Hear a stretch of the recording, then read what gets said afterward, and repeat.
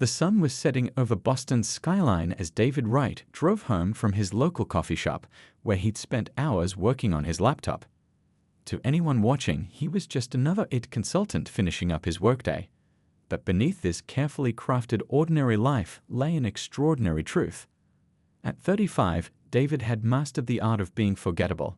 He lived in a modest two-bedroom apartment, drove a reliable but unremarkable car, and kept to himself.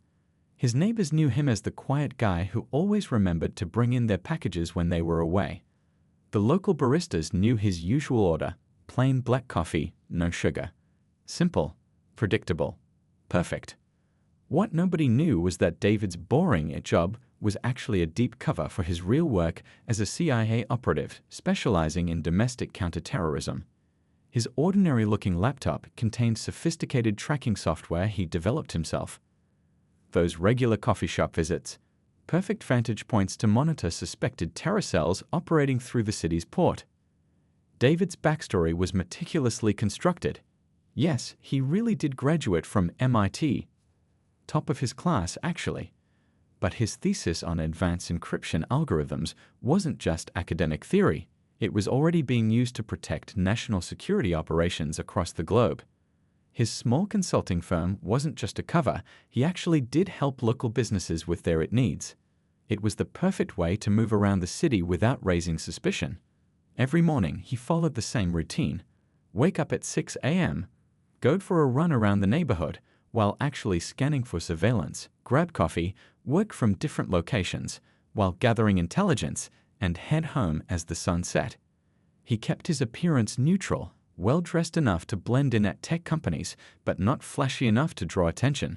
His short-trimmed hair and wire-rimmed glasses completed the picture of a typical tech professional. The hardest part wasn't the work itself, it was the loneliness. David couldn't form real friendships or relationships. Every interaction had to be surface-level, forgettable. When his elderly neighbor invited him over for dinner, he had to politely decline. When his coffee shop acquaintances suggested after-work drinks, he always had a convenient project deadline. The only person who knew his true identity was his handler at the agency, and even those interactions were strictly professional. But David had chosen this life for a reason. Growing up in a tough neighborhood in Chicago, he'd seen firsthand how violence and extremism could tear communities apart. His decision to join the CIA wasn't about glory or adventure, it was about protecting innocent people from threats they never even knew existed. Every time he stopped a potential attack or uncovered a dangerous plot, he reminded himself that the sacrifice was worth it. Tonight, though, something felt different. As he drove home, he noticed a police cruiser that had passed him twice already. His training kicked in, and he mentally reviewed his cover identity, making sure everything was in place. His car registration, insurance, and ID were all perfectly in order. He hadn't done anything to draw attention. His driving was perfect, his taxes were paid, and his cover was solid. Still, years of experience had taught him to trust his instincts. Something wasn't right about this situation. He took a few extra turns, confirming his suspicion. The police car was definitely following him. David remained calm, his mind already racing through possible scenarios and solutions. He'd faced worse situations before, but something about this felt personal, different. As the red and blue lights finally flashed in his rearview mirror, David took a deep breath. He knew the next few minutes would be crucial. What he didn't know was that this routine traffic stop was about to set in motion a chain of events that would shake the foundations of law enforcement in Boston and expose a web of corruption that went deeper than anyone could have imagined. His hands gripped the steering wheel at exactly 10 and 2 o'clock as he pulled over, his face a mask of polite confusion. Just another law-abiding citizen wondering why he'd been stopped. Just another routine traffic stop on a quiet Boston evening. At least, that's how it was supposed to be. The police cruiser's lights painted the street in alternating flashes of red and blue. David watched in his side mirror as two officers stepped out, their movements deliberately slow. The taller one hung back while his partner approached, flashlight beam bouncing off David's side mirror. License and registration, the officer demanded without introduction. His nameplate read Officer Wilson. David noticed how the officer's hand rested near his weapon, despite David's clear cooperation. He kept his movements slow and predictable as he reached for his documents. "May I ask what I did wrong, officer?" David's voice remained steady and polite, exactly how his cover identity would react. The question seemed to irritate Wilson, whose jaw tightened visibly. "Your vehicle matches the description of one involved in a drug trafficking case," Wilson replied, his tone suggesting he'd already made up his mind about David's guilt. The second officer, Thompson, had moved to the passenger side, shining his flashlight through the windows. David knew this was more than a random stop. He'd been driving his modest gray sedan, probably the most common car type in Boston. There was no way it specifically matched any description. His training kicked in as he began mentally recording every detail of the encounter. "Step out of the vehicle," Wilson ordered, already reaching for the door handle. David complied, maintaining his confused but cooperative demeanor. The night air was chilly, and somewhere in the distance a dog barked. "I'm going to search your vehicle," Wilson announced. It wasn't a request. David knew his rights. They needed probable cause or his consent for a search. But he also knew that objecting would only escalate the situation. "Officer, I respectfully want to understand what's happening here," David said calmly. "I'm just heading home from work." Thompson had circled around now, standing uncomfortably close to David. "Hands against the car, feet back," Thompson ordered, beginning a pat-down that was far more aggressive than necessary. David complied, his mind racing. His concealed agency phone was in a hidden compartment in the car, undetectable unless you knew exactly where to look. But something told him these officers weren't actually looking for drugs. The search of his car was methodical but rough. Wilson pulled out cushions, rifled through his work bag, and scattered his carefully organized papers across the seat. Then something changed in the officer's demeanor. He emerged from the car holding a small bag that David had never seen before. Well, what do we have here?" Wilson's voice carried a note of satisfaction that sent chills down David's spine. The bag contained what appeared to be illegal substances, clearly planted during the search. "That's not mine," David stated firmly, knowing it wouldn't matter. He watched as Thompson conveniently reached down to adjust his body camera, a move that would later show up as a malfunction in the footage. "They all say that," Wilson smirked, pulling out his handcuffs. "You have the right to remain silent." As the cold metal closed around his wrists, David maintained his composure. His CIA training had prepared him for far worse situations. But this was different. This was a deliberate frame-up on American soil by the very people sworn to protect and serve. Through the window of the police cruiser, David watched as more officers arrived at the scene. They spoke in hushed tones, exchanging knowing looks. This was clearly a coordinated effort, but to what end? His career had taught him that coincidences rarely existed in situations like these. The drive to the police station was tense with unspoken hostility. David used the time to think. He could reveal his true identity, but that would compromise years of deep cover work and potentially endanger ongoing operations.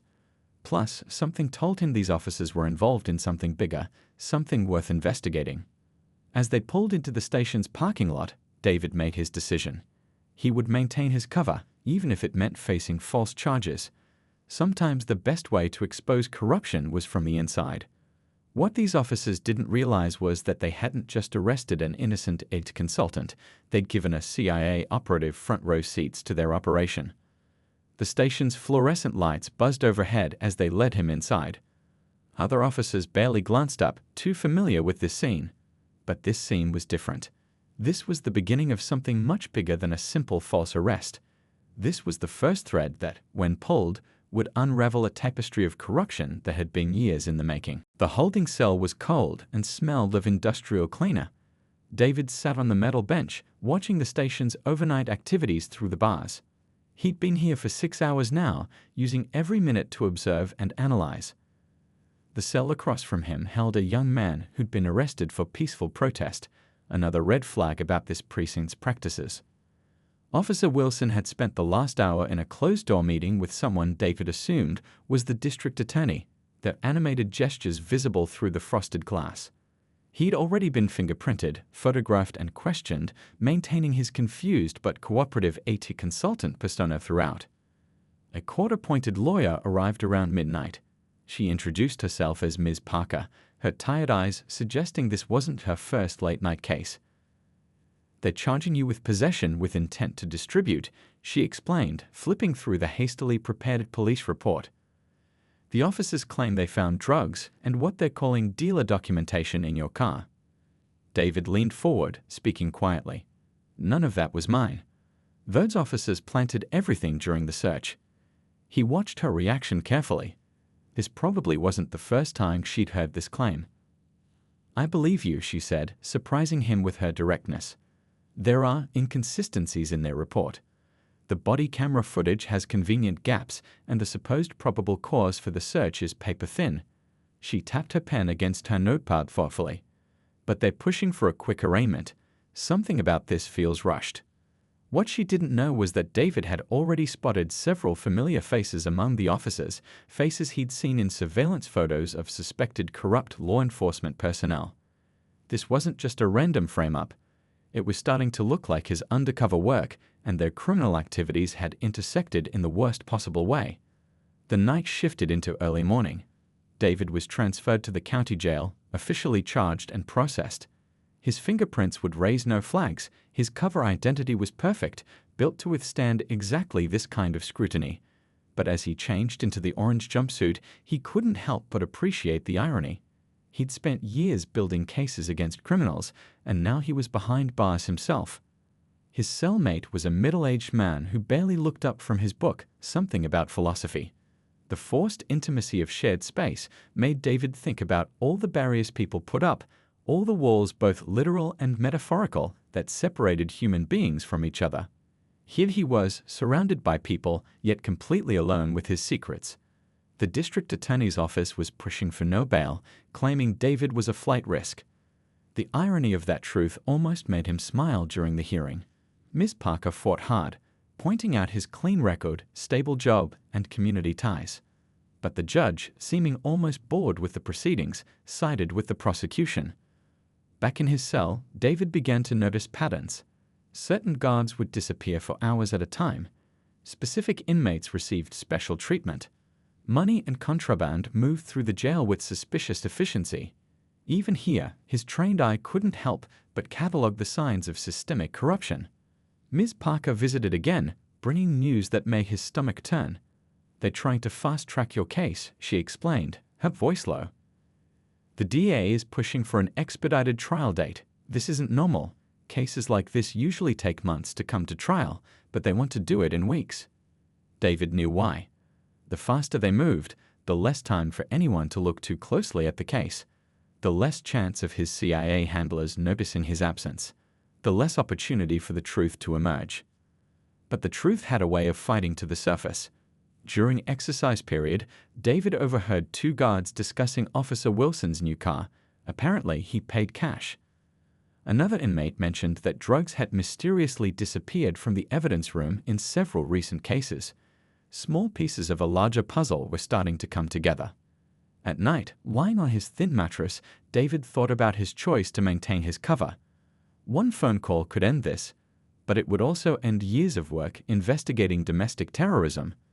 More importantly, he was starting to realize that his arrest might have accidentally placed him exactly where he needed to be to expose something much bigger than himself.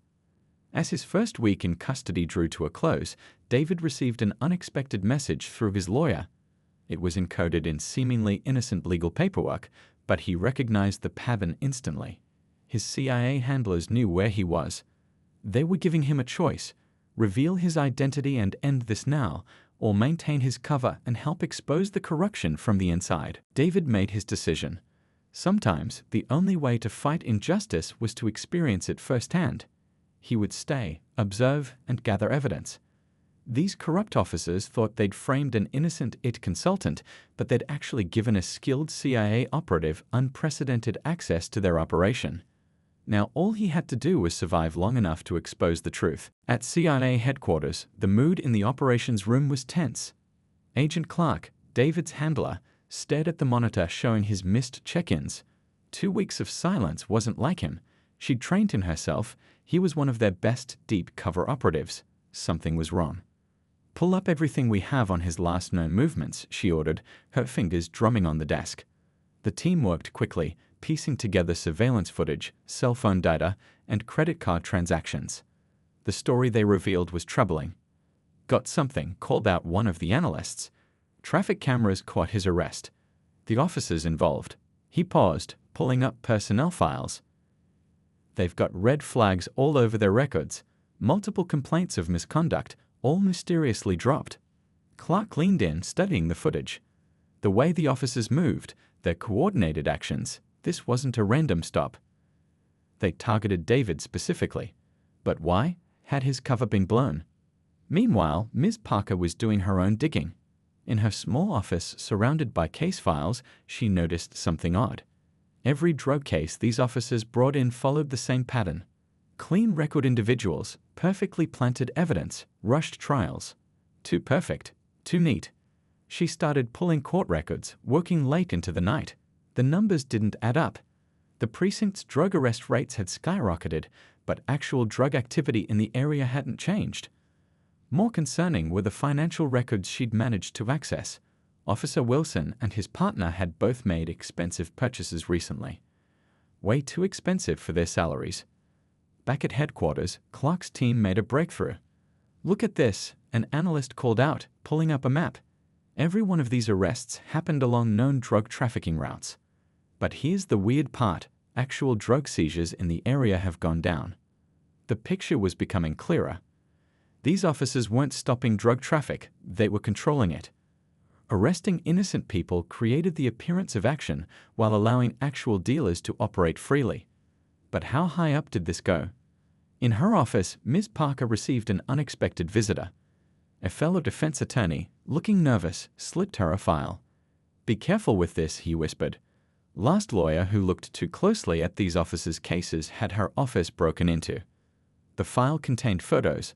Officer Wilson meeting with known drug dealers in a parking garage. His partner making late-night deliveries to unmarked warehouses. Evidence that should have been destroyed showing up on the streets again. Clark's team was connecting similar dots. They'd uncovered a pattern of bank deposits, just under the reporting threshold, flowing through accounts linked to precinct personnel. The corruption wasn't limited to a few officers, it reached into the department's upper ranks. But they had to move carefully. If David's true identity was exposed too soon, not only would years of counterterrorism work be compromised, but his life would be in danger. These officers had too much to lose. Ms. Parker, unaware of David's CIA connection, prepared for a routine evidence hearing. But as she reviewed the case, details jumped out at her. The officer's timeline didn't match the traffic camera footage. Their documented route to the station showed impossible travel times, small inconsistencies that pointed to a larger deception. At CIA headquarters, Clark made a decision. "We're not pulling him out," she announced to her team. "He's positioned perfectly to expose this entire operation, but we need to give him backup." She began coordinating with the Justice Department's Civil Rights Division, carefully building a case that wouldn't expose their counterterrorism operations. In the jail, David continued his patient observation. He noticed how certain guards always worked together, how specific inmates received special privileges. He watched money and contraband move through the facility with practiced efficiency. Every detail was another piece of evidence. Ms. Parker's investigation led her to a retired officer who'd left the force 6 months ago. Over coffee in a quiet diner, he shared stories that made her blood run cold. The corruption wasn't new. It had been building for years. Officers who tried to report it were silenced through threats, frame-ups, or worse. As Clark's team dug deeper, they uncovered more connections. The drug trafficking operation wasn't just about money, it was funding something bigger. Bank records showed transfers to offshore accounts linked to domestic terror cells, the very groups David had been investigating. The pieces were falling into place, forming a picture bigger than anyone had imagined. What had started as a simple frame-up was unraveling a conspiracy that connected corrupt cops, drug traffickers, and domestic terrorists. Now they just needed to figure out how to expose it all without compromising national security. In her office late one night, Ms. Parker received an anonymous envelope. Inside was evidence that would change everything, proof that the officers had been systematically framing innocent people for years. But as she reached for her phone to call David, she noticed a car with familiar plates parked outside her office. The stakes had just gotten higher. The clock struck midnight in the Justice Department's offices. Agent Clark sat with a team of federal prosecutors, empty coffee cups littering the conference table. They had to find a way to reveal David's identity in court without compromising national security. It was like trying to solve a puzzle where showing one piece might accidentally reveal the whole picture.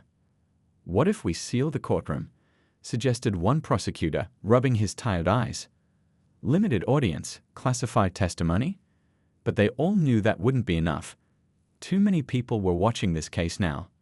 Meanwhile, Ms. Parker worked late in her office, blinds drawn, doors locked. The mysterious car had followed her all week. She'd started taking different routes home, changing up her routine. The envelope of evidence she'd received was now safely stored in 3 different locations. She wasn't taking any chances. She spread out the case files across her desk. Something about the officer's patrol patterns caught her eye. Every Friday night, they'd report being in one part of town, but traffic cameras showed their car elsewhere.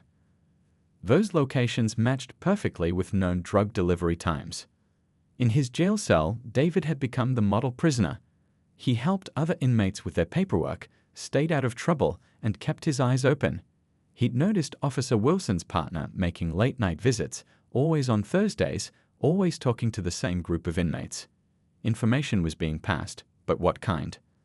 At CIA headquarters, Clark's team made a breakthrough. They'd found a pattern in the financial records. The corrupt officers weren't just taking bribes, they were managing a complex money laundering operation. Drug money went in, came out clean through a series of shell companies, then disappeared into offshore accounts. "Look at this," one analyst said, pointing to his screen. "The shell companies all link back to a local construction firm. Guess who's on their board of directors?" He pulled up a photo of the police department's chief of internal affairs. Ms. Parker received an unexpected phone call. A clerk from the evidence room wanted to talk. They met in a crowded coffee shop, safer that way. The clerk spoke quietly about missing evidence, altered paperwork, security cameras that mysteriously stopped working at convenient times. "They think we don't notice," the clerk whispered, hands shaking around her coffee cup. "But we see everything. We're just too scared to speak up." She slid a USB drive across the table. "This is footage they thought they deleted. Be careful with it." Back in the Justice Department, Clark's team prepared for court. They needed to reveal enough to free David and expose the corruption, but not so much that it would compromise their ongoing counterterrorism operations. It was a delicate balance. "We've got authorization from the top," Clark announced to her team. "The deputy director will testify personally. But we need to control the narrative." They spent hours preparing documents, redacting sensitive information while leaving enough to prove their case. Ms. Parker noticed something else in her case files. The judge assigned to David's case had a pattern of ruling in favor of these specific officers, even when evidence was clearly questionable. Bank records showed regular deposits to an account in his wife's name, always just under reporting limits. In jail, David sent a carefully coded message through his lawyer to CIA headquarters. He'd overheard conversations suggesting the corruption went beyond Boston. Other cities, other departments were involved. This wasn't just about drugs anymore, it was about a nationwide network of corruption. The prosecutors worked with Clark to prepare their courtroom strategy. They'd need to move fast, reveal David's identity, present the evidence of corruption, and shut down any attempts to dismiss the case. Timing would be everything. Ms. Parker didn't know about the CIA connection, but she built her own strong case. The pattern of false arrests, the financial irregularities, the tampered evidence, it all pointed to systematic corruption. She just hoped it would be enough to help her client. As the trial date approached, tension built on all sides. The corrupt officers seemed confident, too confident. They didn't know that their every move was being watched, documented, analyzed. They didn't know that their routine traffic stop had accidentally snared a CIA operative. They didn't know that their whole operation was about to unravel. In his cell, David prepared himself mentally for what was coming. Years of training had taught him to maintain his cover under any circumstances. But soon he'd have to step into the light, reveal his true identity in a way that would protect both his mission and ensure justice was served. The night before the trial, Ms. Parker received one more piece of evidence. photos showing Officer Wilson meeting with known terrorist suspects. She didn't know it yet, but this was the final piece that would connect everything together. As she added it to her files, she noticed the unmarked car was back outside her office. Tomorrow couldn't come soon enough. The morning of the trial arrived with a tense atmosphere hanging over the courthouse. News vans lined the street. The case had attracted attention due to mounting allegations of police corruption. Officer Wilson and his partner sat confidently at the prosecution table, seemingly unconcerned. David entered in his orange jumpsuit, appearing exactly as they expected, just another wrongly accused man claiming his innocence. Ms. Parker sat beside him, her briefcase containing evidence that had already cost some people their jobs and others their peace of mind. The judge called the court to order, his gavel echoing through the packed room. Unknown to him, federal agents had quietly taken positions throughout the courthouse. Agent Clark sat in the back row, watching everything with trained eyes. The prosecution presented their case first. Officer Wilson took the stand, his testimony smooth and practiced. He described finding drugs in David's car, making it sound routine and convincing. His partner backed up every word, their stories matching perfectly, too perfectly. The defendant was uncooperative, Wilson claimed, looking directly at the jury. We found substantial evidence of drug trafficking in his vehicle. Ms. Parker watched the jury's reactions, noting how some seemed to accept his words without question. During cross-examination, Ms. Parker started slowly. Officer Wilson, could you explain why your body camera stopped working at the exact moment you searched the car? The officer had an answer ready, but she wasn't finished. She pulled out traffic camera footage showing his patrol car in locations that contradicted his official reports. The judge seemed increasingly uncomfortable as Ms. Parker presented evidence of similar cases, other innocent people framed by these same officers. The prosecutor objected repeatedly, but the pattern was becoming clear to everyone in the courtroom. Then came the moment they planned for. Ms. Parker received a note, and her eyes widened with convincing surprise.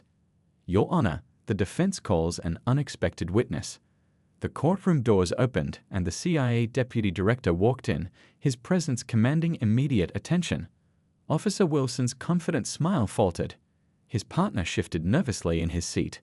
They watched as the deputy director was sworn in, his credentials verified by the stunned judge. Please state your name and position for the record, Ms. Parker began, though everyone in the room was already hanging on every word. The deputy director's voice carried clearly through the silent courtroom. I'm here to testify about the true identity of the defendant. He turned to look at David. The man you know as David Wright is actually a deep-cover CIA operative involved in a critical domestic counterterrorism investigation. The courtroom erupted in whispers. Officer Wilson's face had gone pale. His partner was staring at their lawyer with panic in his eyes. The judge called for order, his gavel barely heard over the commotion. The deputy director continued, explaining how David's arrest had inadvertently exposed a network of corruption that stretched from street-level cops all the way up through the department. He revealed how the corrupt officers had been protecting drug traffickers who were funding domestic terror cells, the very operations David had been investigating.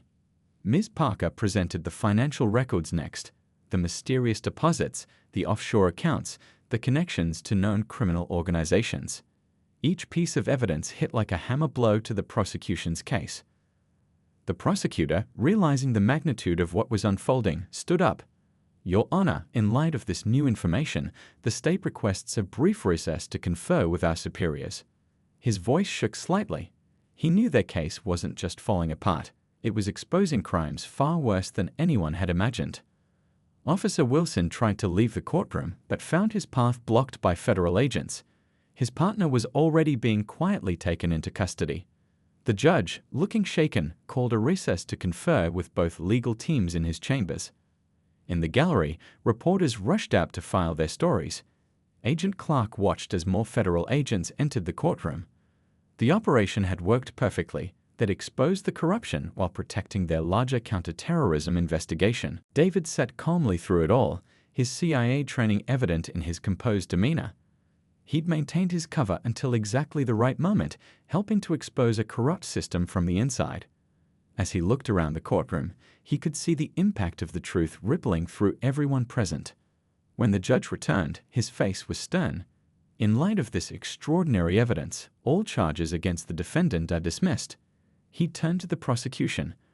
Furthermore, I am ordering an immediate investigation into all cases handled by these officers. The corrupt officers were led away in handcuffs, their badges and guns already confiscated. Their small traffic stop, intended to frame an innocent man, had instead exposed their entire criminal operation. As David finally walked out of the courtroom a free man, he knew this was just the beginning. The real work of cleaning up the department was about to start. The morning after the trial, Boston woke up to newspaper headlines that shook the city. CIA agent framed, police corruption ring exposed. News helicopters circled the police department as FBI agents carried out boxes of evidence. The quiet aide consultant who'd been wrongly arrested had become the catalyst for the biggest police corruption scandal in the city's history. Inside the FBI's temporary command center, David sat with Agent Clark, watching the operation unfold on multiple screens. 28 arrests so far, she reported, sliding him a cup of coffee. 7 high-ranking officers, 3 judges, and multiple support staff. The whole network is falling apart. The investigation spread like wildfire. Other officers, seeing which way the wind was blowing, started coming forward with information. A young patrol officer arrived at Ms. Parker's office with tears in his eyes, carrying files documenting years of misconduct he'd been too afraid to report. I wanted to do something, he told her, hands shaking. But they made it clear what would happen to anyone who spoke up. His testimony would help free dozens of wrongly convicted people, each case now under review. The police chief held a press conference, sweating under the bright lights. We are committed to a complete overhaul of our department, he announced. Behind the scenes, federal oversight teams were already moving in, implementing new accountability measures and reviewing every case handled by the corrupt officers. Ms. Parker found herself at the center of a legal storm. Other defense attorneys reached out, sharing similar cases, patterns they'd noticed but couldn't prove. Together, they began building a class action lawsuit on behalf of everyone wrongly convicted by the corrupt officers. In the weeks that followed, the ripple effects spread beyond Boston. Other police departments across the country began internal reviews, worried about similar corruption in their ranks. Civil rights organizations used the case to push for nationwide police reform. David's CIA team discovered something even more significant. The drug money hadn't just been funding local corruption, it had been supporting domestic terror cells across multiple states. As they followed the money trail, they uncovered and disrupted planning for several potential attacks. The courthouse became a symbol of change. Case after case was reopened, reviewed, and often overturned. Families reunited with loved ones who'd been wrongly imprisoned. The judge who'd presided over David's case personally apologized to each person who'd been convicted in his courtroom based on false evidence. Officer Wilson and his partner faced their own day in court, this time as defendants. Their tough facade crumbled as former colleagues testified against them, revealing years of systematic abuse of power. The sight of them in handcuffs sent a powerful message through the department: no one was above the law. The police department underwent a complete transformation. New training programs focused on bias awareness and community relations. Body cameras became mandatory, with strict penalties for any malfunctions.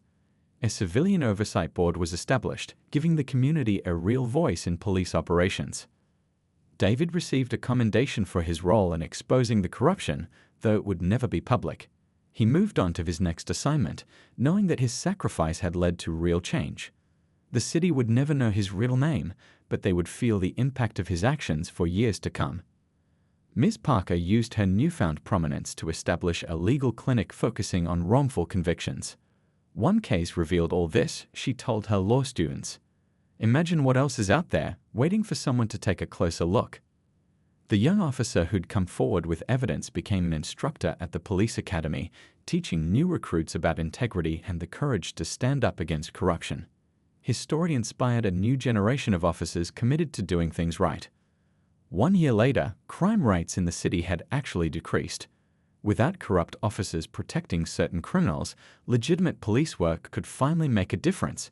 Community trust in law enforcement slowly began to rebuild. The final statistics told a powerful story.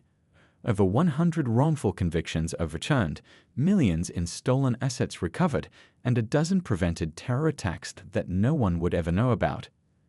But the real victory wasn't in the numbers, it was in the restored faith in justice.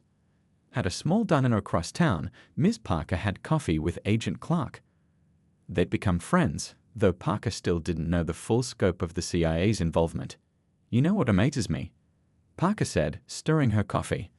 "All of this started because two corrupt cops picked the wrong person to frame." Clark smiled, thinking of all the pieces that had come together. "Sometimes the biggest changes start with the smallest choices," she replied. "One person standing up for what's right can impact more lives than they'll ever know." As they left the diner, they passed a police car on patrol. The officer inside waved at them, wearing the new body camera that had become standard issue. Small changes adding up to something bigger. A reminder that justice, while not always swift, was always worth fighting for.